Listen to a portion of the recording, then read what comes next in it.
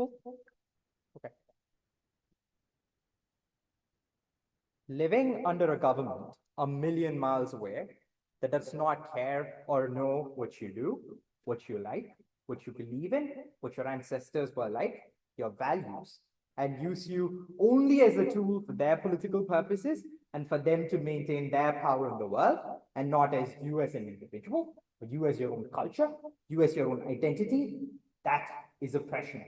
And the fight against that oppression is called freedom. That is what you spend your entire life fighting for. That is what you spend, like perhaps give your own life for it. That is what you engage in violence in, even at the cost of knowing that your family may be tackled, your own life may be lost. That is what we are fighting for on OG, Fight for the Freedom of New Caledonia. On setup, two things. The first is to understand that we have a bunch of fiat in this debate. And the first thing is just to talk about how this treaty is likely to look like. So I think four things in this. The first is to talk about how we're going to aim for full independence in 25 years, but that's going to happen pretty gradually. And there's going to be gradual decoupling of institutions from French control with a completion in 25 years. So it's going to happen pretty gradually with France slowly backing off from different industries. The second thing is just to say that we're going to probably look at the right to self-determination requirements. It probably looks like citizens being chosen from the electoral rolls, but we also understand that this can change in the future according to what New Caledonia wants. We're happy to let New Caledonia decide that long term. The third thing is just to say that all citizens will have dual French citizenship, and that is to say you can revoke it if you want and become a simple, like say, Caledonian citizen. That is to say, if people want to leave this country and go to France, they probably will be allowed to do so. France will probably be very happy to support this because one, a lot of these people are already pro-French people who are the people who want to move to France and keep that like citizenship in their back pocket. Second, they probably already have a history of having voted in French elections, having supported French policies, etc. And third, they're also seen as French citizens largely, so France will probably be happy to keep this around. The fourth thing is just to say that probably the governmental system will be designed, at least in the long term, around what, like, say, New Caledonia wants, but we think largely this is likely just to be a democracy because, as noted, the most pro-independence party seems to be largely democratic. They like participating in these processes. Why is this likely to be done well? Three reasons. One, 25 years is a really long fucking time. That should gradually be done really well, should be more than enough. The second thing is that there's a lot of international organizations who can provide a lot of help and support, like the UN, like the World Bank, like the IMF, should be fine. Also, like other international countries, like the West will probably be very happy to help. But the third thing is just that there's so much history and experience of countries having done this really well, that means this is probably fine. Three arguments then. The first on why the principle of self-representation is important, especially for New Caledonia.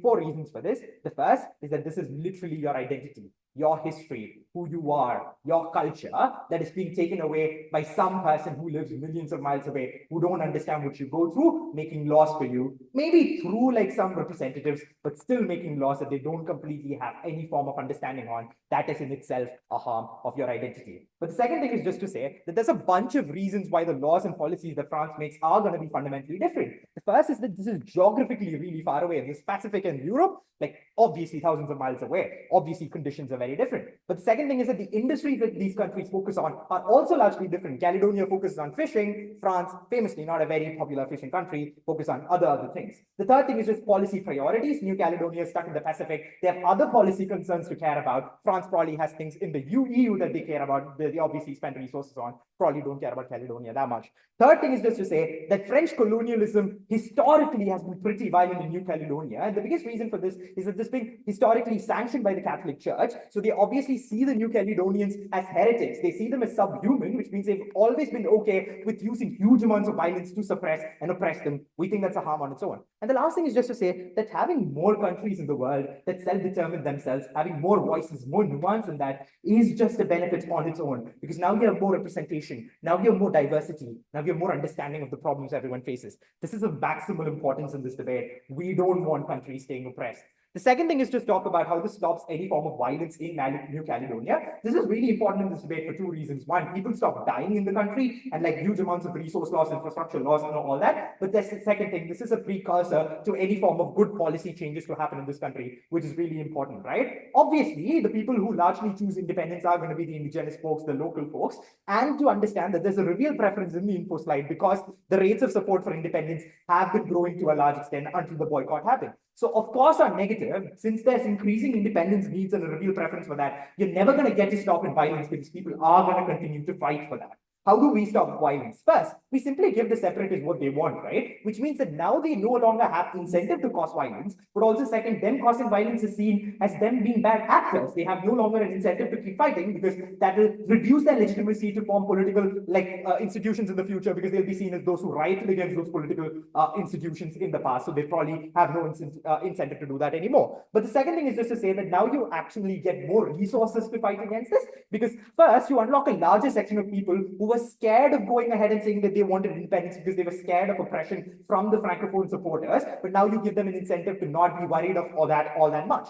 But third, why do you get rid of most of these people who do cause violence against independence movements in the first place? Because first, they'll probably use their chance of moving to France, or maybe they'll use their France citizenship to move to Australia, New Zealand, wherever else they think they'll be happy. They think they want to live under the West, they'll probably be happy. But second, they have no incentive to fight for anything anymore. But last thing, I think they increase support over time. But before I mechanize this, closing. We think this is likely to be most likely the thought leaders of that, community leaders of New Caledonia, obviously also France. I think that's not really that big a deal. All right, fourth thing is on why this increases support for independence over time. Obviously, there's a lot of propaganda that France uses to justify the colonial rule and the violence and stuff like that. Once this happens, you're able to create your own narratives on why these things aren't true. You're able to go forward and reach a large number of people on why independence is good, why it's fine that France no longer exists in this space. I think that's a benefit on its own. And the last, on better policy. I think there are three different ways. The first is pretty intuitive. Self-determination is obviously always better for better policy because you have more nuanced understandings of what's happening. You have better ideas of what you need to do for your own people. But the second thing is just to say that France has a lot of things on its plate, right? It's got a lot of different other priorities and a lot of resources sinking into other things, like being part of the EU, like its own international relations needs and outreaches and stuff in different places. So obviously it does not have enough time for New Caledonia. But the third thing is just that you have better incentives now for making better policy, because France's incentives are pretty vested. They care about, like, say, pushing their Catholicism or their colonial needs or their political whatever. But on the other hand, New Caledonians probably care about their citizens a lot more than France would. Why is this important? We get good policy for people, we actually free the Caledonians, and we end French colonialism. Massive win. Proud to propose.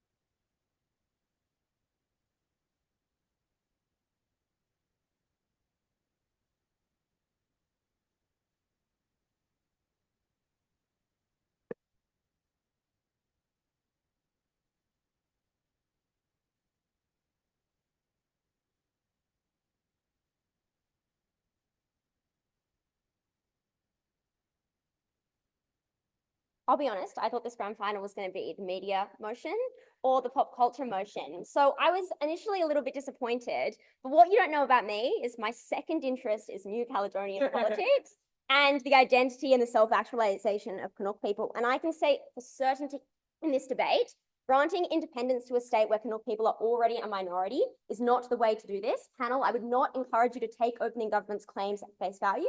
They are at best deluded, at worst put Kanak people in a massive amount of harm's way by a policy that is going to be done well, but done poorly by the revealed preference of French politicians. Firstly, two pieces of setup. First thing to establish here is what we would support. We would note we have count of fiat in this debate, as established by Addis. There is a lot of fiat in this motion. And this process is going to be controversial because it involves a reversal of French position, but also it is going to embolden things like separatism, but also there's already distrust amongst the Kanak population about the actions of French individuals. This should lead you to believe there's a lot of fiat on our side to tell you what we would do instead to embolden these individuals. Secondly, that is to say that we would support doing things like granting greater autonomy to Kanak people within a state that is still aligned with New Caledonia. This looks like encouraging things like having affirmative action within governments for greater representation of Kanak individuals. It looks like providing greater administrative autonomy to be able to make the legal positions that Addis claims are so important in this debate by being able to determine policy that works for them. Note, Addis says that the French make bad policy so far. I would say, firstly, the example they point to is fishing policy. Not really sure how fucking hard that is. But secondly, it's unclear why Kanak people, as a minority, just are going to get power on their side of the house. That's what's missing from the opening government case. We tell you quite clearly they are a minority. It's unlikely this whole system is going to be done well. But thirdly, Again, we would use this, we would support using things like fiat to host a different reason of political reforms. These are feasible because they do things like provide people with rights without feeding into the separatism, which is so harmful and so violent on sort of opening government. Secondly, though, an explanation that this is likely to be done unfairly. France has a host of economic power over Kanak people or over New Caledonia more broadly. The New Caledonian population is incredibly ethnically divided between Kanak and non-Kanak people. And importantly, this policy is likely to be viewed as France making a big concession, which means people are unlikely to call out whether this policy is done particularly well because it is viewed as France giving the Kanak people what they have always wanted, which means we are likely to be less skeptical and less accountability of the way in which this policy takes place. For all the reasons opening government give you about why France is a bad actor, this should lead you to believe that this is done poorly. But at risk of not being comparative, France is obviously incentivized politically and socially to look after Kanak people and to do policies better at the point at which they are tied to them as a host state than they are if they're just leaving them out on their own. That seems unlikely. OG also says that now it means Kanak people are going to stop acting violently because we are giving them what they want. I think this is super harmful for the reason that it means Kanak people have less lobbying power. Because at the point at which France says, well, we will give you a state in 25 years, it is then incredibly difficult as a Kanak individual to pick up on the types of ways that they are doing this and to prove that they are doing it poorly. It means you now need to sit back and accept the way these reforms are going to take place. That's a massive harm on their side. Violence is obviously a benefit to us. But secondly, this is an inherently divisive issue. I think it is silly to say now we do not get violence. It is something that divides people within New Caledonia. It is something that has caused violence in the last 2 years. Obviously, that is something that's within this debate. Firstly, then, Firstly, an explanation that the state faces challenges because they are incredibly unprepared for this system. This is an explanation that it will not solve Indigenous oppression. In many ways, it will exacerbate it because Kanak people have 40% of the population. When you grant independence, importantly, panel, this does not grant independence to Kanak people. It grants independence to the state of New Caledonia that is a part of opening government. This plays into all of the reasons why Kanak people protest in the first place, because historically, French attempts to be able to do things like ostensibly provide them with support have ended up in them reducing the autonomy and the power of Kanak people to lobby for their own. That is a harm in the state. But secondly, political disagreement between Indigenous and non-Indigenous occupants, sorry if that's really annoying, mean that people who do not support this sort of policy, that increases the amount of tension and divide you have in the debate. Can I just pause it for a second? Do I need to change this because of the echo? Is that a problem? That's good. Okay, continuing. For example, non-Kanak people make money from doing things like having nickel mining and things like that. That is incredibly controversial within the state. Kanak people do not support this because they don't deem it as environmentally friendly. The divides and the tension within this country only allow people who are part of the majority group, people who are non-Kanak individuals, to have greater power and autonomy over the decisions that are made for Kanak peoples. The impact of this is incredibly large. It means you're unlikely to get a resolution because discussions are likely to escalate at the point at which this is an incredibly divisive policy. Grant some people more power. Secondly, it further attacks Kanak people's position politically because maybe you grant independence to a state, but you do not grant independence to a state that has a majority group of people that are clearly going to be able to take over leadership. But also, it is a nation state. You should not believe OG's claims of independence blindly. You should question why the French have an incentive to do a policy well that is incredibly unsupported by French politicians. You should ask yourself whether Kanak people want to have independence at the point at which independence votes have been dwindling within the state because there is recognition of the fact that independence likely doesn't look like the sorts of things opening government has claimed. Secondly, it's really hard to be a fledgling New Caledonia resource rich. However, it is incredibly undeveloped. It is economically disempowered. There's a lot of instability within the state. People are incredibly poor. What does this mean? This means that there's a threat on your sovereignty as a nation state from other actors who are likely to come in and exploit you. Far worse than French does in the status quo when they have an incentive, a historical incentive to look after you because you are part of their economic system. This means people like China, you make yourself far more susceptible to those sorts of intervention. Things like the Belt and Road Initiative, China coming in and exploiting you for your resources. New Caledonia is an incredibly resource-rich area. It has a lot of things like nickel. China has an incentive to come in and exploit you for these resources. That is a massive harm you get in this debate. But also, there's a whole list of other reasons of why they're particularly susceptible to damages. They're isolated geographically from other countries, which means it's hard for other places to step into and provide them with political and economic stability. They're likely to be inundated by things like climate change as a Pacific island. That means that they need to have the support of a state that has money and power and historical ties to them to be able to do things like protect themselves and invest in climate policy and invest in the sorts of reversal things that are going to mean they exist for a fucking state. Maybe in 25 years they've gone fucking under. They're a Pacific island for fuck's sake. But also, China has an incentive to do things like come into specific islands in the same way that they have done with the Solomon Island.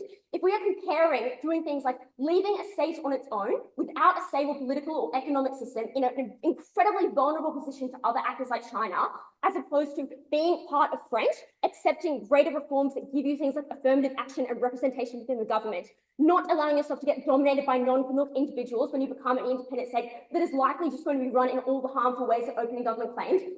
Obviously, it is far better on our side of the house when you do not lose your bargaining chip by accepting a model that is really terrible. At the end of this debate, if you support Kanak people, if you support their independence, you cannot, in your right mind, support independence for New Caledonia. That is obviously not in their interests.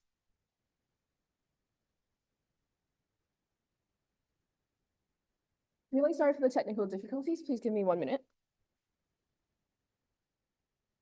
Guys, when they POI on here, could you hear them POI? Yeah, I can hear it. That's just the episode, so I didn't know if that was really. Yeah, no, okay. So is it fine if I don't turn that audio on? You can still hear the POIs. Yep. Perfect. Thank you guys so much.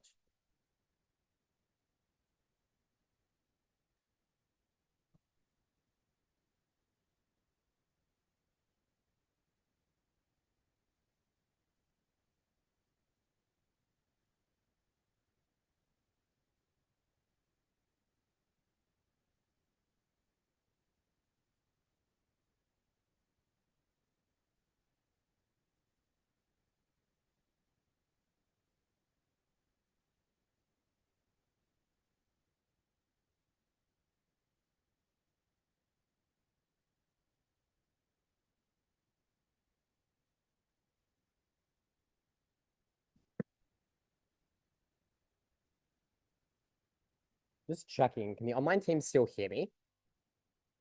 Yes? Yes, we hear you. Okay, good. I'm going to turn it here because I'm going to end up shouting. And I think further away is probably better for most people. Cool. Good to go? Throughout the entirety of human history, independence was never something that was won cheaply. It was never a path of smooth sailing. It was never one that at all steps of the process was the kind perfection this opening opposition team ludicrously imposes as a burden on us. But importantly, they missed the crucial reason why government bench is going to slam dunk this debate. Because the imperfect state can still be fixed when it is in your hand to fix it. When you are the one who casts the die, you are the one who is capable of affecting your own odds. Your future is in your own fate. Maybe that was a state that was imperfect. Maybe that was a state where suffering still existed, but it was a state that was yours. And that is the unique benefit we get to that is going to give us this debate. You could rewrite an imperfect constitution. You could fix laws that promoted discrimination, but you could never succeed when you're under the tyranny of France and staying there forever. That is how we take this debate. I'm going to start by dealing with the ludicrous counterfactual that's given to us under opening opposition, explaining why this satisfies no one and in fact makes violence worse. I'll then explain why this treaty is done well, why this is good for New Caledonia, if I time a peace and extension, why it's actually in France's interest. Let's start then with their counterfactual. Their first claim is that, well, we could give things like affirmative action to Kanak peoples. One, I would note this is just symmetric. Point out, the pro-independence party is predominant Kanak minority peoples for the simple reason they have the biggest incentive to want independence in the first instance. They are the people least currently aligned with France, the status quo. They are the group we tell you is probably most likely to be leading discussions because they are the formalized head of this independence movement. They are the ones who actually have policies into what this state is going to look like and how it's going to operate. I think it is a ludicrous claim to suggest these governments don't exist on our side. But secondly, and this is the general response to their claim that these people are minorities, we explain in our model that the people most likely to leave New Caledonia are the people who are already most likely aligned with France. Those who will retain French citizenships, who can go off to the mainland, who can go off to other countries in the EU. And that's really important because in our world, it is unique that Kanak peoples become a larger percentage of people within New Caledonia. That is the group of people who now all of a sudden have far more autonomy relative to other state peoples in their country than they otherwise did. Which means if you believe the problem is a lack of representation, by pushing away people who support France, by pushing away the people who skew numbers of independence towards a pro-Francophone government, that is something we fix on our side, which is an enormous benefit. Secondly, though, we suggest you give these people greater autonomy. What the fuck does this look like? At the point in which you are not the person who's primarily ruling your own state, I would suggest this doesn't matter. But no, and I think the last thing this claim here is particularly important. Just because Kanak people might not be the majority of people within New Caledonia, even after this, I would still suggest that's a benefit, because the people who do not leave, the people who continue to stay, are the ones who believe in this newfound state as an independent state, not just as something that is a proxy of France. And that is extraordinarily important, because it means even if these people are not of the indigenous minority, they still are overall committed to the project of Caledonia for independence. They're still likely to care about this state, still going to want it to succeed, and likely to support kinds of policies that will also support these kinds of people, which means I think at their absolute best, opening opposition accomplishes absolutely fuck all. But secondly, I'm going to flip this argument and explain there is the side that actually emboldens protests and reactionaries for a couple of key reasons. Firstly, unlike us, they do not give these indigenous people independence, which means the violence carried out by pro-independence movement continues to carry on, because affirmative action does not fix the fact of a structural disadvantage against a predominantly French government by French elite who are in power because of colonial structures that were never meaningfully overturned, because you never got that independence, who still control the levers of government, who still control the extrajudicial institutions that you otherwise are incapable of doing, which means this is a band-aid solution that fixes nothing. You are still going to engage in the kinds of violence and protests that are described to you in the info slide that have happened throughout time, who literally have been happening since the 1980s and nothing has been done to fix it. But secondly, we also tell you this is likely to get backlash from the French people who are so committed to appeasing, because these group of people still see this as a rolling back. They still this as a stepping stone. But not only that, French people are actually more angry at their system than ours, because in their system where French tax dollars still have to go into New Caledonia, it is in their system where French people are still responsible for the bureaucratic administration of this nation, where they are the ones who are responsible for the violence. They are the ones who are responsible for the things that occur. Divorcing yourself from that is likely to mean these people at least can wash their hands of responsibility, walk away at the end of those 25 years. That, I would suggest, is far more favorable to them. I'm going to continue explaining why this is good for New Caledonia. Before that, closing opposition.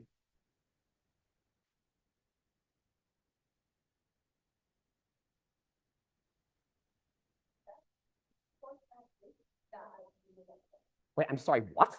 Like, at the point in which independence groups, like, maybe I don't understand this POI, and Eleanor will explain it in their speech. I'm sure it will be very good. But I think more significantly, the reality is the reason why these things are a minority is because, as I've already explained, the system is structurally skewed towards France. The types of people who are voting in these kinds of policies, oh no, are primarily French ethnic peoples who have been in New Caledonia for the last 80 years, who came there on a wave of colonialism, and who the active initial policies in New Caledonia today continue to benefit and structurally privilege their economies, because they are the ones who are in privileged positions because of that French colonialism. They are the ones who are in, for example, legal professions, in medical professions, the ones who are most imbued into these structures and who have active incentive to see it continue. We tell you these groups leave. We tell you these independence levels, 45%, which is pretty freaking high when there are a set of people who are not able to vote in these meaningfully, because there are sets of people who cannot vote for a system that they are worried would mean that when they are a minority, that will expose them to further violence or further risk of discrimination from France, from minorities who feel like they need to concede to France because they do not see a better option in line. We give them that better option. I think this fixes these people. Cool. Let's talk about the treaty itself then. I've already explained why it's the case on our side then, that these independence, given that the indigenous minorities are a majority of the independence movement, they're likely to engage in these processes particularly well. They explain that this is a French concession that divided the population, and that's going to be perceived particularly badly. But I'm going to introduce a new piece of the standard now, explaining why this actually is pretty meaningfully good for France. Why? Twofold. Really simple. Firstly, the main reason the French government is anti-independence is for two reasons. One, it's holding on to a set of colonial prestige. France realistically has not been doing so hard. It is continually beholden to a strong protest culture from individuals within the home nation of France that they are worried about emboldening, because at the point they can see it in one context, they're worried they will succeed in other contexts. We think this is a stupid fucking concern. We're happy if this empowers French people in France to protest against the French government, if this means we actually give a set of people who have been oppressed more than anyone else in this debate far greater degrees of independence. But secondly, I would just suggest that this is an irrational concern on the part of French governments and French territories. Like, I think it is relatively unlikely that it is already a state with a huge amount of protest culture. Why this would meaningfully empower these groups of people. The second group, though, is they're worried that this is likely to piss off French elites when New Caledonia if we push back against this. We explain they're likely to acquiesce now because we give them an escape route. We give them the capacity to retain their elite status, their wealth in countries like France away from New Caledonia, which means it's the case that these individuals are likely to relatively consent to the things we talk about. That means now France doesn't have to spend huge amounts of bureaucratic input into New Caledonia. It doesn't have to continue spending tax dollars in there, which are primarily derived from the region of France. It doesn't need to do things like, for example, make policy or consider policy about a region that's on the other side of the fucking globe. The end of this debate is extraordinarily simple. This is a people who claim independence, who want independence, and the people left behind participate in that project to the best possible ends. I'm so grateful to be here. I'm so happy for what this activity is giving me. I am so, so proud to govern.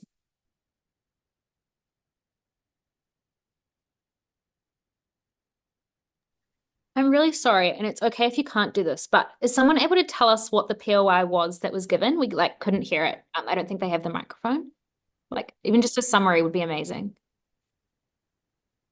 You want to, yeah, you summarize it. I don't remember. It was given that the previous referendums failed, wouldn't pro-France people think they're hypocrites? Amazing. Thank you so much. If you're anywhere, can you please unmute on your own device and ask so that they can Will that do like a echo loop situation? Is this still echoing?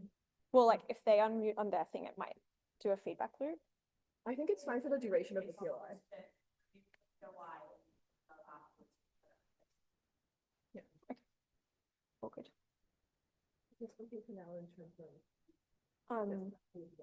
Yeah, I think this sounds fine. Let me know if anyone has any issues with it. Sorry. I should write a little bit. You should ask yourself why even the non-boycotted referenda couldn't crack 50%. The answer is that New Caledonia is a racially divided place where Kanak people demonstrably do not have political influence, whereas Dan concedes in that previous speech, they are afraid of political violence in the event of independence, and where they share drastically, well, they don't share, where they have drastically different material interests than the rest of the population. Independence indeed won't be won cheaply, and opening opposition argues the cost is not worth it. Two parts to this speech. Firstly, does a treaty advance Kanak rights? And secondly, does a treaty benefit New Caledonia? Firstly, does a treaty advance Kanak rights? What I want to do here is unpack the sets of things you would have to believe of this government bench to believe that this results in a material benefit for Kanak people. There are three. Firstly, you must believe that France negotiates in good faith. Secondly, you must believe that France then spends the 25 years before independence treating Kanak fairly. And then finally, you would have to believe the post-independence society is fair. I'll explain why you should believe none of these things. Firstly, France does not negotiate in good faith. You should ask yourself, given the characterization of France as an ailing, elitist, colonial Christian institution, why they would do things like, for instance, revoke the dual citizenship of white people in New Caledonia, why they would encourage those people to move back to France when they could continue to assert an influence in New Caledonia. You should ask yourself why France would be interested in giving up control of nickel resources when they handed over independence. I have literally no idea why they would do that. It is not answered by this government bench. You should thirdly ask yourself why on earth France would prioritize negotiations with Kanak representatives who by their own analysis are politically unpopular in France, who by their own analysis are marginal even in New Caledonia. I think this is a state which clearly does not have incentives to engage in treaty negotiation processes in good faith. And what that means is that even if on face value, this is an independence treaty, it is fundamentally a treaty that is geared towards screwing New Caledonia over, geared towards disempowering Kanak further, geared towards demonstrating that France's colonies should not aspire towards independence, geared towards disempowering future secessionist movements. And I think the rhetoric we get in that previous speech about, the attitudes of the French elite, the attitudes of the media, the attitudes of protesters are precisely why this is likely, because they can kill two birds with one stone. They can placate protests, etc. in New Caledonia, perhaps in the short run, but they can also placate elites and protesters in France by making the treaty a pretty bad deal. And Mia gives you a series of other incentives as to why they would be likely to do that that go unresponded to. Secondly, France spends the next 25 years treating Kanaks poorly. And I think that is a certain harm in this debate, because clearly France's incentive, the point where they're giving up this territory, is to make the most of the material resources that New Caledonia has in the status quo. France, at this point, loses its obligations and its long-term investment in New Caledonia, but it still has perverse incentives. It still wants to do things like mine the shit out of New Caledonia's nickel resources. It still perhaps wants to, have its sorry to be nickel pilled. I wanted to set a motion about this for a long time. But like, they have incentives to retain like their nickel companies on the island to make the most maximally of the economic exploitation that they would like to do. There's no response that we get from this opening government team as to why those 25 years of oppression, of exploitation, of the hollowing out of New Caledonia's economy is worth it. But finally, the post-independence society is just not fair.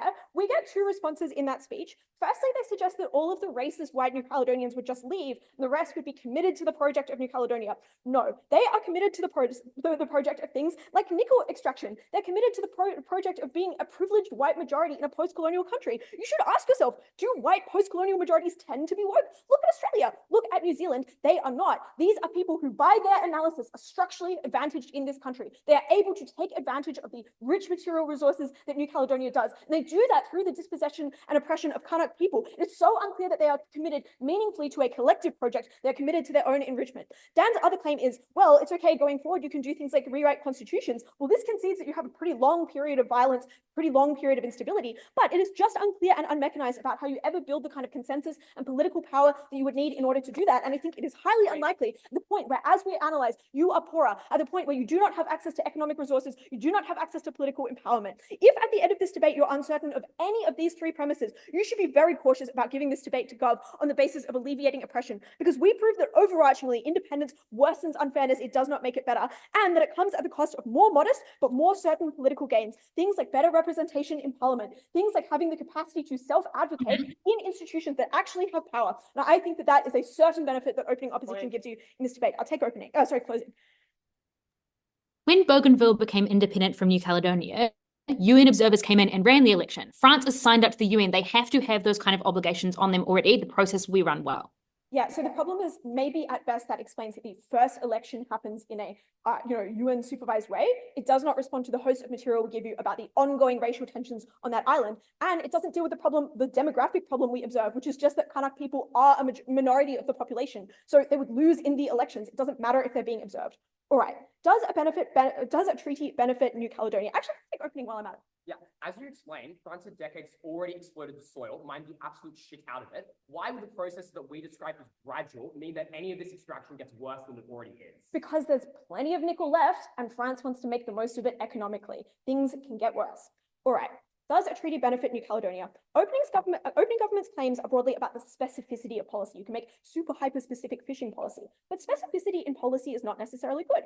Firstly, policy solutions require resources. Merely identifying solutions is ineffective if you do not have the money to fix them. But secondly, specificity can actually feed into local problems like discrimination and corruption at the point where institutions are weak. And thirdly, there are clearly economies of scale to having large policy infrastructure. Currently, New Caledonia can do things like access the EU. They can do things like access, for instance, international renewable energy companies. I think that that is a huge benefit. But additionally, we explain that the benefits of an ongoing connection to France outweigh them. They say that France has a lot on its plate. That's just a reason why it wouldn't be super interventionist in the status quo. But I think they do a series of really good things for New Caledonia. By OG's own analysis, they give them heaps of money. And I would say that it's particularly important in the context of climate change. When you're getting inundated, it's incredibly important to have a French passport, to be able to do things like move out of your community, which is getting flooded, to have a parent state with political obligations to you when you are in a time of need. I think the adaptation to climate change is something which certainly benefits from having a rich state in a political union that's pretty invested in stopping climate change. They needed to respond to that and they did not. But finally, it's just unclear that you meaningfully gave sovereignty at all. We explained that you have a massive resource curse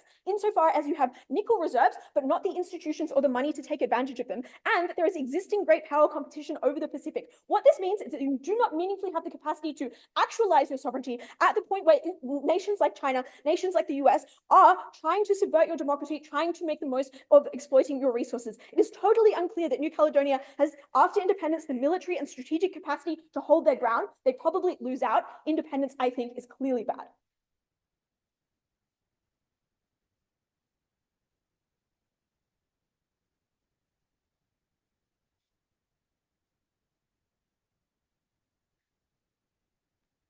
Hello, can you hear me? Sorry, I can't see if you can hear me.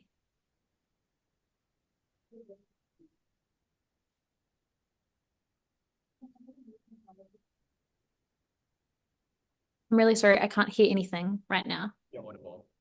Yes, I'm audible. Okay, thank you. Would someone mind trying to do a POI just so I can hear that it will work? POI? Wait, we're not POI, it doesn't matter. point of information. I could hear that, but it was really echoey. Sorry.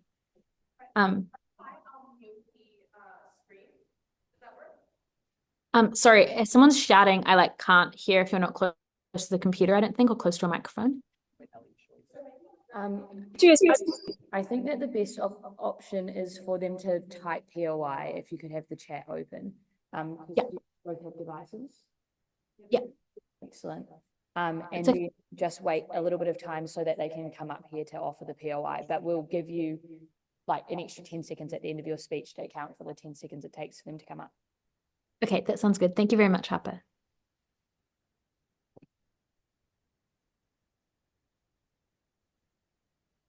Okay.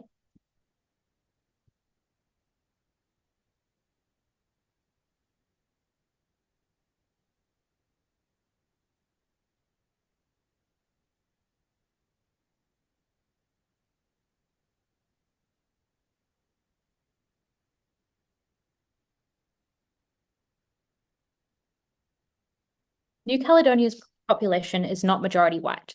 40% are Kanak, yes, but a large proportion of the people who are left over are Polynesian or Pacific people who have come to New Caledonia to work in the nickel mine. They're a large part of the population. Currently, they are incredibly disenfranchised by this law. They have no representation. And that actually hurts the Kanak people a lot because it means that they're not able to come together and ally for the really good causes that would be really good. The problem is that right now, any type of enfranchisement, like the kind of enfranchisement that led to protests in the first place, is something that Kanak independence movements cannot support because it necessarily also enfranchises white French people. I think when we allow them to come together, that is really beneficial. That's an important piece of context, which I think does a massive amount of extension to the debate because it just factually corrects what the entire opening half has talked about. I'm going to extend on explaining why we think that independence is inevitable and it is much better to happen in a planned 25-year fashion than it is for France to pull out of nowhere, which I think is incredibly likely in the next 10, 15, 20, 25, 30 years. That is the worst possible outcome of this debate. Note, that takes all of opening opposition's material and says that we can claim it, because opening opposition's material is about how independence is likely to be really harmful if France pulls out. I think if France pulls out really fast and without allowing you to set up a state, that leads to the worst of all of their outcomes. That's likely to be really harmful. Firstly, then, on why France is likely to do well in the way that they set this up when they do have this agreement. Secondly, on why the state, why it is likely that their independence is inevitable and there will be a pullout of France in the absence of this. And finally, on why state building is much better able to happen when you have this 25-year to prepare. Firstly, on why France is likely to be incredibly good in the way that it does this policy. The important thing is that the French government has an obligation for a rules-based international order, and particularly when it signs a treaty and an agreement for a 25-year period which is going to grant independence, it obviously has an obligation to do a variety of different things under that rules-based order. Firstly, I think that the treaty is likely to include things like the fact they can't steal all of the resources of New Caledonia, and they can't be incredibly oppressive to their people, because pressure was going to be put on them on things like the United Nations to stop them from doing that in the first instance. But secondly, there's a system of rules-based obligations which occur when you have these kind of treaties, and it means you're better able to do that. Like I said in my POI, places like Bougainville and Papua New Guinea had UN observers come in throughout the entire process. They say that only matters for the first election, but I think we perfectly are happy to say that the UN probably wants to have people there the entire time, independent observers, making sure that France is helping them do state building. I think things like French ex-colonies in Africa send people to help them build the state, and those are things which are all able to occur.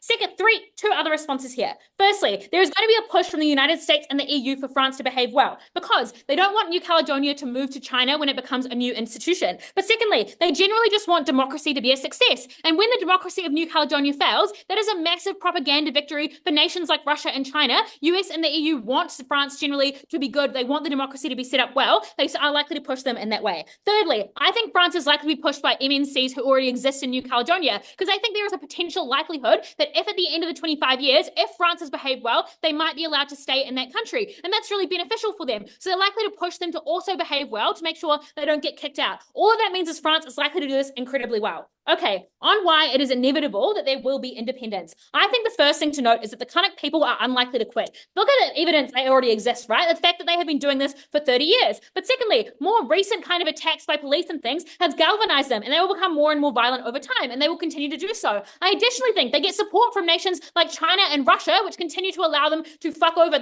because they like fucking over France and making them seem like they're a terrible power. It is generally good for their world image. So they continue to get support, and they are likely to be more and more over time. I think this probably leads to a violent overthrow of the French government and the French government having to leave. Why is this likely to be the case? Firstly, there is way less desire for boots on the ground in modern Western nations, in particular France. They are less likely to care about that. That is because as people's quality of life gets higher in those Western countries, they are less likely to want to risk their lives. Their military is weak. They are unlikely to do that. Secondly, Macronism in France is focused on the grand European vision. It is not something which particularly cares about New Caledonia. Anything that allows, that pushes the army towards that is less likely to be successful, is less likely to be something they really care about. I think it is likely that in the next 10 years, probably if Macronism continues, it is likely that they do not support New Caledonia, that they pull out of New Caledonia. Thirdly, if you think that the right wing and Le Pen is likely to come in, or the left wing, both of those in response to Macronism are generally anti-international international intervention all over the world, not just in Europe, but also in places like New Caledonia. So I think they are likely to also not support things, because in order to be principally consistent, if they support pulling out of Ukraine, they also support pulling out of New Caledonia. I think all of that means that they are likely to move out of these countries in a way which is in a way which is sudden and is likely to be harmful to them. Finally, they do not have an agreement with them and the counterfactual. So they don't have the same kind of UN processes, making sure they don't fuck them over on the way out, making sure that they don't steal all of the nickel and then immediately leave. That is the worst possible outcome for New Caledonia. I'll take that POI now. Oh, sorry. Come to the mic at the start. I think it's muted now. Okay. We explained that the process of setting up happens perversely because France has the capacity to do state building in ways that merely prolong their economic interests. You haven't actually explained why the rules-based order doesn't allow for that. No one's going to get France to sit, like, it's going to be the United Nations and it's going to be those nations. And we uniquely explained why the rules-based order is unlikely to have a system which fucks over indigenous people, because that is the kind of thing that stops the general idea of the West, which is trying to make those indigenous groups, trying to encourage things like islands in the Pacific to come to them. Generally, they want to make it seem like they are good and that they don't want to give fuel to China, so they are likely to set up in a really good way. Okay, state building is really good if it happens under 25 years. Firstly, because there is going to be representation for non-Kanak and non-French people. These are extremely vulnerable people under the status quo. They are likely to be very disenfranchised. They don't have a say in the current violence, but it still affects them in their homes. They are likely to be oppressed. I think that when you have independence, you now have the capacity for Kanak to come together with them and have things like having representation. Secondly, non-general state building is extremely important. Things like the building of capacity, things like civil servants being constrained, and the construction of a legal system are all necessary to happen in a longer time period. And that is not something that can happen when France pulls out really suddenly. Thirdly, building multilateral connections. We hear from opening opposition that it's bad if China wants to be involved in New Caledonia. I think it's fucking great if China wants to give New Caledonia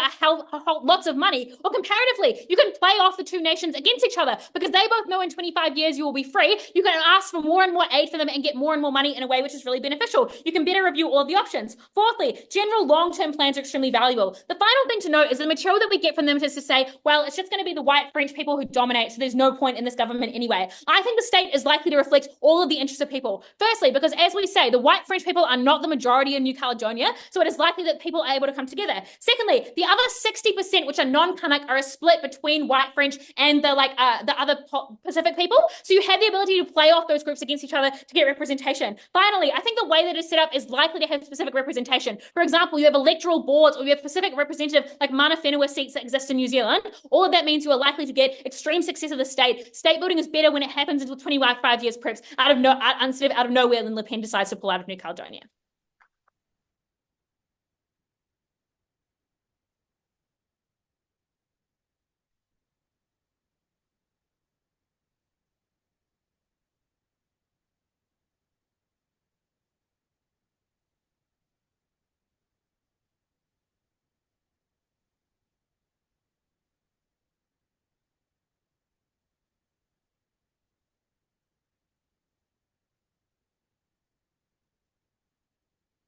Sorry. Without sovereignty is being violated. Oh, this is so small.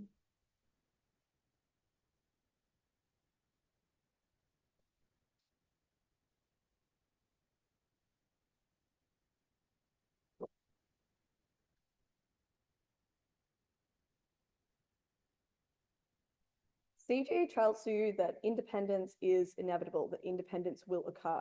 What CO is going to explain in this debate is that this policy is the worst way that you can achieve that independence. It is a unilateral treaty that comes at a time when the independence movement is uniquely disempowered, is uniquely detoothed, does not have the support of the masses in the country. That is what is so destabilizing. That is what precludes you from future developments that are more likely to be just. It is in a counterfactual world where you wait for longer and you do not sign away a 25-year contract that you cannot change. You are actually able to get any of the concessions, any of the autonomy that all the other teams in this debate want to claim but do not manage to. Two things in this speech then. Firstly, on why this worsens violence in the short term, and next, why this treaty locks out better futures of autonomy or even of independence. Let's explain why this worsens violence and exploitation in the short term. OG says that you take away the incentive for violence, but I would suggest this is largely lacking an explanation that is compelling. I'm going to flip this and prove an incredibly certain and proximate harm, which is just that a lot of really vulnerable people die in a way that is really principally unjustified.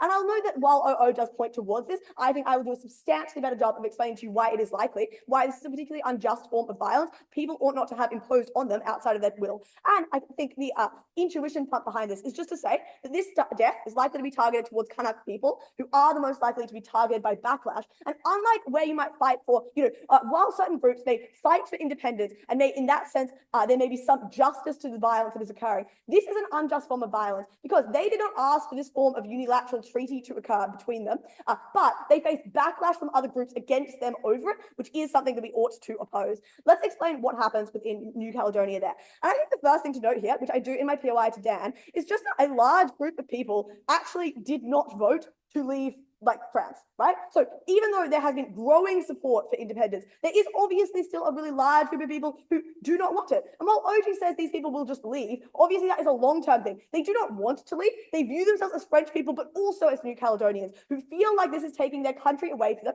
even though they voted against it in successive referendums. But next, that obviously then gets blamed on Kanak people, who are the ones who primarily have argued over and over again for independence. These are the people who take the blame. But next, this is largely enabled by the fact that they see the independence movement as being hypocrites, because in the past, the independence movement boycotted the referendum, which was seen as the legitimate way to achieve independence. But now they see this as having gone over and above the democratic process, having undermined it all just because a certain group has decided that they want this. And this enables all the worst types of backlash, all the worst types of white supremacists, all the worst types of settler colonialism that create violence here. But next, I would suggest that there are a set of Kanak people who feel like more excluded by this, because OG just says that you're going to represent everybody, but it is unclear to me why, especially given that there were groups that boycotted the referendums who were the least likely to be included in these discussions about independence because of that action, which makes them cut out from those to a larger degree, because it gives the incentive and the justification for the French government to not include them. And those disenfranchised groups are likely to be against this. What this leads to is just things like clashes on the streets, unrest, death, and injury. And that is what gives the justification for things like the New Caledonian police and French police to intervene in ways that are particularly violent. If you think that police violence against Indigenous people is a bad thing, probably should not support this, because it is a bad thing. And we ought not to enable it to become even worse into the long run. But I would note also, this is further an excuse to cut these people from things like democratic processes and negotiations, which leads to worse outcomes in the future. Look, if you're uncertain of all else in this debate, just believe that people die from this process in a way that is really awful. They ought not be allowed to do so, just because, given that they did not actually ask for this form of independence. Next, let's explain why this treaty locks out better futures of autonomy and independence. Sure, Dan. Yeah, why would pro-French Caledonians wage violence at the point that the government they support is the one sanctioning this deal, noting the types of police violence you described as what's happening now? Yeah, like lots of people are mad at governments that they theoretically support and then do bad things in the street, right? Like, I think it's still pretty conceivable that if you are someone who is French Caledonian, white French settler Caledonian, you are mad at this. I don't know, like people don't just mindlessly do what the French, what their government tells them. Let's explain why this treaty locks out better futures of autonomy and independence. And this is going to win on both government benches metrics, but also to unlock the OO claims of Kanak rights to a much larger degree. Because if I can prove to you that the counterfactual world is one in which there are better pathways to achieve things for Kanak people, for all people, that is obviously a huge win in this debate. And the premise of this is just to explain that this is the worst possible way to achieve independence. Why is it that the present context is worse for negotiating this? Firstly, the independence movement is backed into a corner. That looks like things like they've lost support over what happened in the referendum. Some people were mad that they boycotted them. They did want this to go ahead. They do seem delegitimized by this, especially people who are not within the Kanak group. Next, they have no other options because all the referendums are gone. So they feel the need to concede to this. They feel the need to stand back. Next, I would suggest that this treaty is actually quite domestically illegitimate, right? Like the referendum did not pass. And that means I think that opposition groups are likely to be given disproportionate power in the negotiation that's going to take place in order to get them on side, which activates, again, I would note, a lot of OO's harm, because you have to get these people to support it. So they are likely to have leverage and power over the way that these take place. Next, you're looked into the state of affairs right now. 25 years is a long time. If you believe the arc of history arcs toward progress, as I would suggest that it often does, you should probably believe that even if it's there are autonomy agreements made in 25 years' time, probably those are going to be better agreements than the ones done right now in this context that we explain is uniquely bad. Why are future contexts so much better here? And I would note here, this is not a knife of OO. I'm scarred, sorry guys, because this is an explanation of long-term improvements in things like autonomy. It is not saying that right now there is going to be independence, which is obviously obviously not what we're standing for here. The first thing is to say is that you don't have anywhere near as much of the distrust that exists in the present moment of independence groups. So you are able to grow the domestic backing of independence and autonomy that exists. So that looks like things like, people beginning to see the relevance of things like independence to a greater degree, to not view these groups as inherently disruptive. But I would suggest as well, France is likely to get worse. Since they view the accords as being done now, they're more likely to tap out. But also because Dan knows, as they are not doing so hot at the moment, they're unlikely to be able to do things like provide as much support, which means people in New Caledonia are more likely to view independence as being something that is worthwhile in the future when they are able to see the benefits of it. But next, France domestically is less able to hold on such a tight grip to New Caledonia in the future because they're moving their focus away from international waters towards domestically. And equally, as time progresses, people in France are feeling less and less of a historic connection to New Caledonia and less of a need themselves to hold on to it, which means this domestic palatability of giving greater independence to New Caledonia. The outcomes of this, in the future, you're in a way better bargaining position than you are right now. If that is 25 years down the line, if that is 10 years down the line, if that is 30 years down the line, that means you can do things like, one, seek concessions around autonomy. That looks like things like separatism for Kanak. That looks like things like just greater policy control. Two, seek independence at a later point where you are less likely to be coerced and strong-armed into incredibly bad positions that are not good for you. And I know this splits what CG wants to tell you about why in the future it will be bad. In the future, you're in a better position. Just do it then.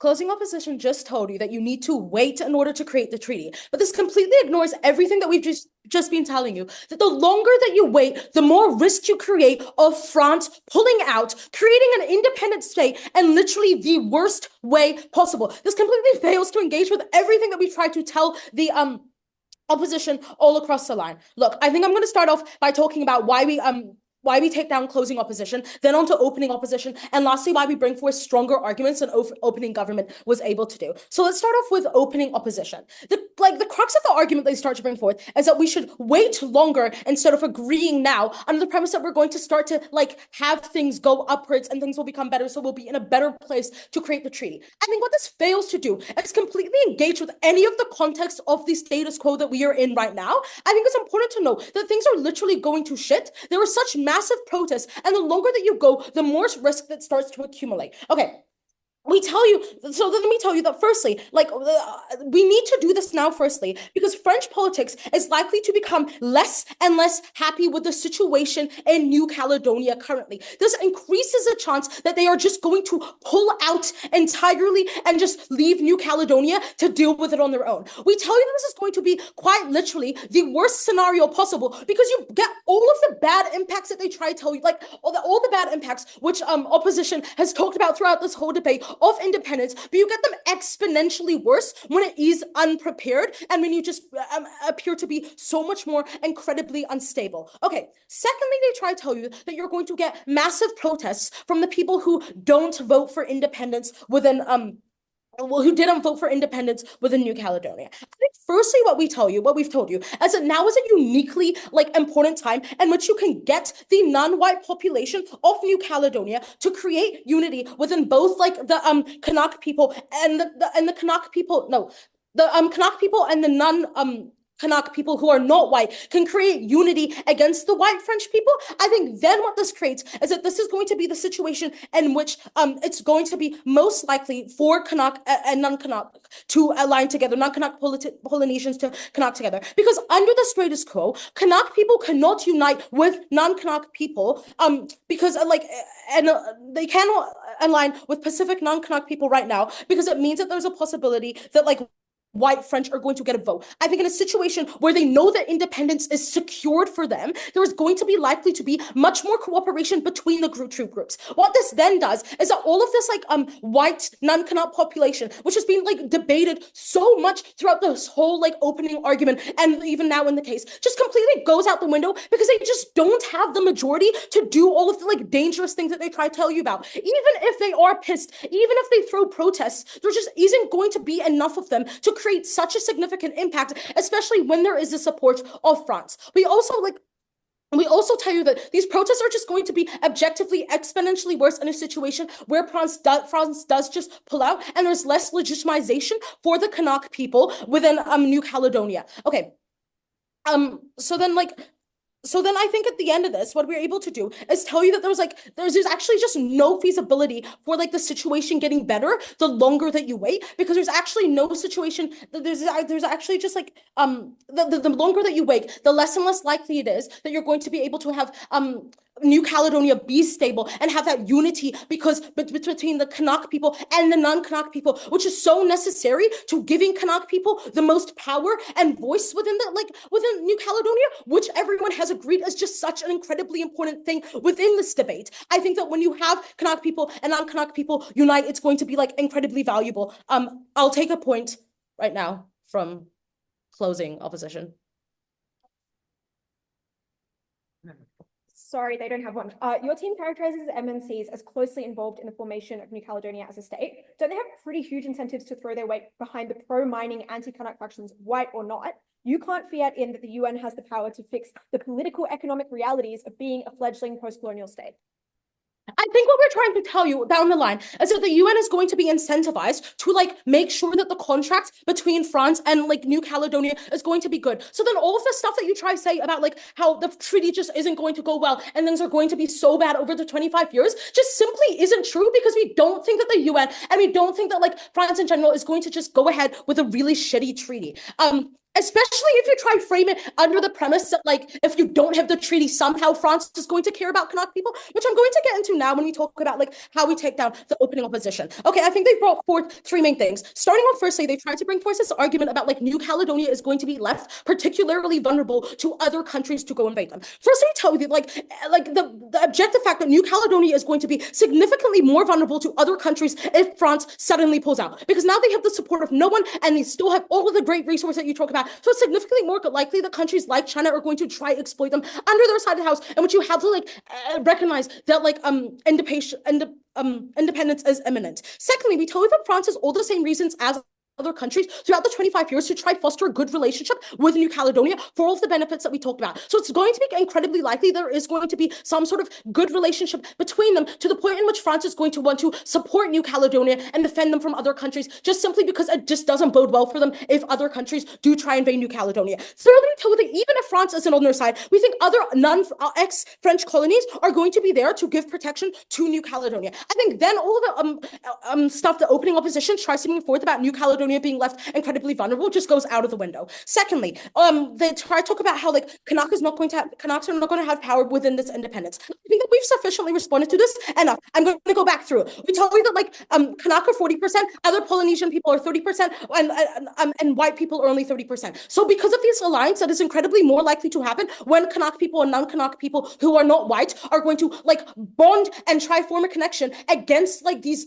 white French people who they obviously have a reason to resent and hate. It's going to be incredibly more likely that Kanak people are just going to objectively have more power than they would. But also Secondly, there's comparatively very little reason why they're going to get any more power without this treaty. Because after all this reasons as to why France is a bad actor and why France doesn't care about Kanak people, there's no reason why, especially when they're not bound by a treaty, why they're going to try give good protections for Kanak people, try to give good voices for Kanak people. I think then because they necessarily contradict with themselves, because also we tell you that even if they do get a little handouts and power, Kanak people are not going to be happy, because at the end of the day, what they want and what they yearn for and what they are protesting for is independence. They will not stop until they get complete independence. Lastly, on why France won't do the treaty, well, I think that we respond to this sufficiently when we tell you why the UN will intervene and with my POI response. And then finally, with the opening government, in comparison to the opening government, we think that we bring forth stronger arguments because we explain to you why independence is inevitable and why that's the crux of this debate. And secondly, we explain how non-Kanak people, both white and not white, actually engage within this conversation and how they're able to give Kanak people the most voice when they gain independence.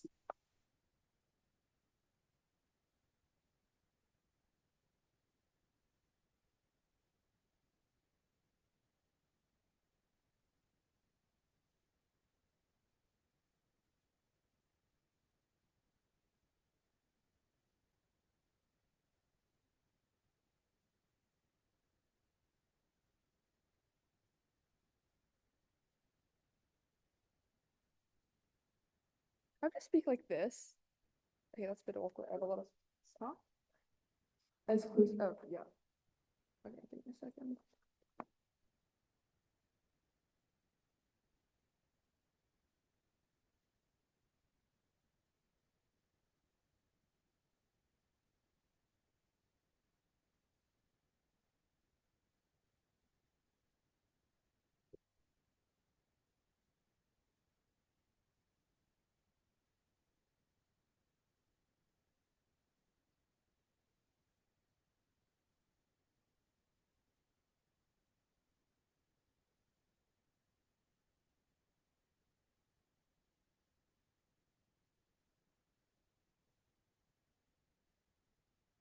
Okay.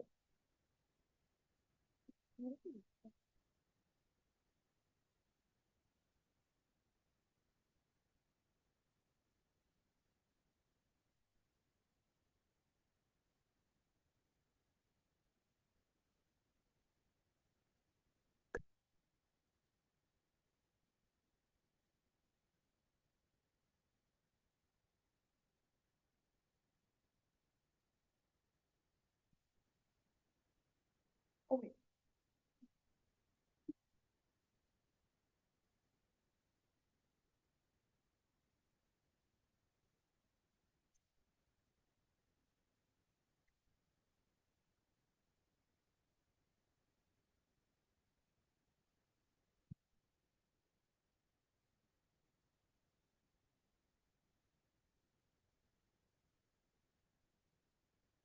What Eleanor brings to you in extension is very simple. They explain to you that currently, right now, this is not the right time for them to sign this treaty, because in the future, not only can we potentially get a better deal, but even if you do not believe that we necessarily get a better treaty for independence, you should believe that allowing these Kanak people to have representation in government right now, you should believe that at least allowing them to have some leverage of power right now is significantly better, because this is what leads to not only less violence, this is what leads to greater political autonomy, greater political engagement, and more representation for these people all. Overall, this is how CO won this debate. Firstly, I'm just going to deal with CG, because CG's main extension, I think, is to tell you, France will just now pull out. That is really bad. One, why is this a bad thing? If France is the one who decides to pull out of New Caledonia all by themselves, we would suggest that that's like probably quite a good thing for a few reasons. I think one, this just means that the New Caledonian people don't get necessarily sucked into like a really bad treaty. But I think the more important response here to just explain here is just to say that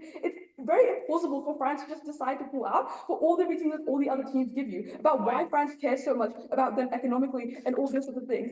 But secondly, I think that if you do believe that France would do this, I don't think it's true that France would just up and leave, right? I think if you believe all the characterization that France, I don't know, doesn't care about New Caledonia and all those sorts of things, you should believe that this means that on our side of the house, France would give you more autonomy to prepare. They would pressure you less. They would make the deals better with you and all those sorts of things. But like, yeah, but thirdly, also, obviously, this because it means that New Caledonians, that sort of thing. And I think that's what, okay. I think the sort of weighing to do here is just to explain that even if you believe that like the French would pull out and all those sorts of things, that's quite speculative compared to the extension we bring you, which I will defend now. The first thing I'm going to do is just, I think, respond to OG, because I think OG's main claim here is that, France will do this well, and these people will negotiate this deal well. If I can explain to you, not only will these negotiations be better, but why they're comparatively worse than Kanaks having like political representation now, we win this debate. I think there's a few reasons why it's unlikely for them to be, do this particularly well. I think one, note by PM's own framing and their own analysis,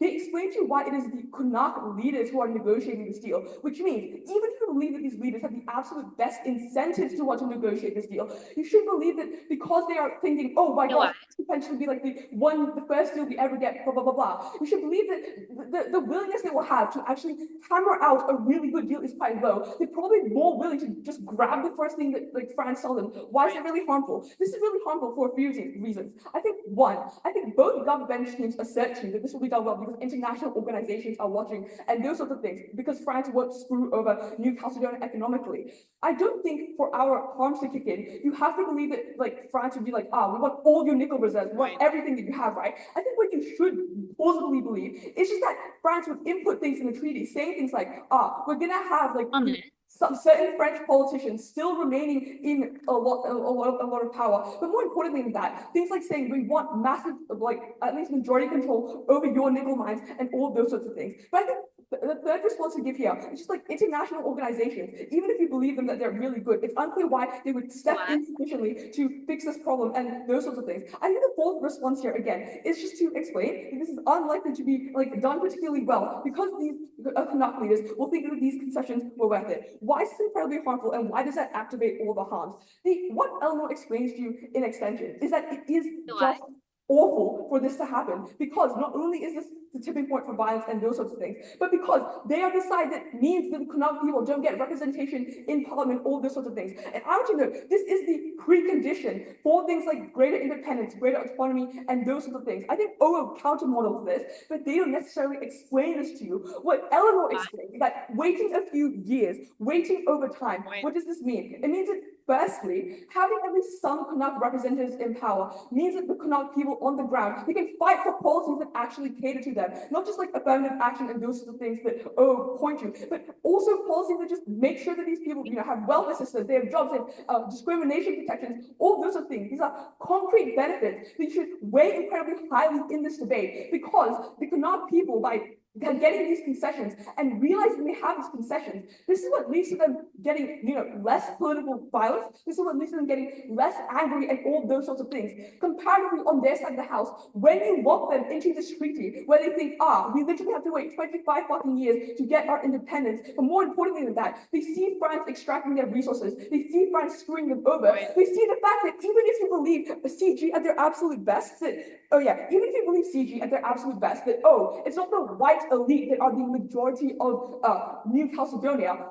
Obviously, one, you should believe that the white elite are the ones who have the most levers of the infrastructures of power in New Caledonia. They're the ones in, charge of political government. They're the ones who would absolutely dominate the government for the 25 years of independence, waiting for this independence. And what would they do in that time? Obviously, on their side of the house, they do things like put in policies that favor them more. They do things like make sure that, policies and safeguards in place to entrench their power. And that is where our extension kicks in. Because at the point at which you believe that these people extract worse harms, they do worse policies to make the lives of these people so much worse, that is a trade-off we're not willing to accept. Before I move on, I'll take a PY from opening. The future is a speculative unknown in all worlds. Political and economic conditions of countries and governments are malleable. So surely it's preferable for the independence movement and the people of New Caledonia to be the ones who for certain have the chance to shape their own destiny. Thanks for the independence movement now for a few reasons. One, we get more political engagement of the Kanak people in the first place. On your side of the house, when they see these white people still in the levers of power, they feel politically disengaged. They don't show up to vote, and all those sorts of things. And that's really harmful, right? I think intuition comes this. Notice how even in America, even though you can vote and you should vote, the black population, they don't turn up to vote. They're democratically disengaged. They don't do things like actually use their political rights to vote. And that's really harmful, because that's where all the harms begin. Because no, even if you believe the government at their absolute best, that these protests are, really passionate, that these protests are incredibly violent, and they do lead to significant amounts of death. Obviously, you should believe that even if that is the case, obviously, at a certain point, these people just are a minority. But more importantly than that, violence and constant warfare and all those sorts of things, that's really harmful for these people. That means they become less engaged in the systems and those sorts of things. Comparatively on our side of the house, we're at least better at this. I think really quickly, just on Wayne, I think that one, we proved that in the long term, at least at some point, we get better stability, more engagement politically and democratically. And this raises over OO and all the other teams, right? Because I think they're all the harms of this treaty, it's so incredibly harmful. Is this bad and good for Caledonia? Irrespective of that, what you should believe matters the most in this debate is the political engagement of the Kanak people in the first place, is the stability of these people and all those sorts of things. For all these reasons, incredibly proud to oppose.